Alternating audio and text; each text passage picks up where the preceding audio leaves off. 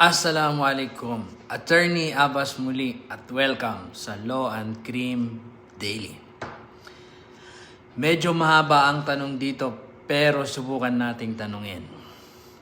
Attorney, tanong lang po. Bakit po noong ginawan ng police report ang isang akusado ay physical injuries lang? Bakit po noong nasa piskal ay naging serious physical injuries? Alin po ba ang tamang proseso? Yung po bang nasa police report o bahala na ang piskalya upang gawan ng kaso para ma-serve ang warrant of arrest? At bakit wanted na sa batas? Hindi naman po pumatay. So, physical injuries daw ang nilagay sa police report. At noong nasa piskal na, naging serious physical injuries. May tatlong klase po kasi ng physical injuries. Serious, less serious, at slight physical injuries.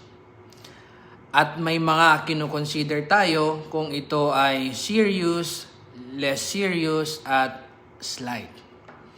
Pwede ang nakalagay sa police report ay slight physical injuries lang, pero pwedeng magbago yung ikakaso.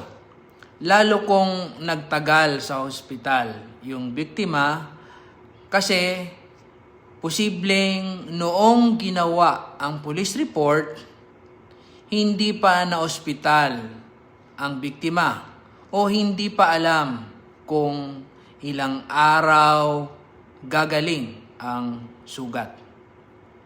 Kaya maaari po talagang ang police report ay nakalagay na generic na physical injuries lang at ang investigating prosecutor ang magdidetermine kung physical injuries, kung anong klaseng physical injuries ba, serious, less serious, o slight physical injuries. Doon po sa warrant of arrest, meron pong warrant of arrest talaga kahit na hindi nakapatay. Ang warrant of arrest ay ini-issue sa lahat ng criminal cases, hindi lamang po sa mga kasong pagpatay. Kung meron pong warrant of arrest, ang remedyo po ay magpiyansa.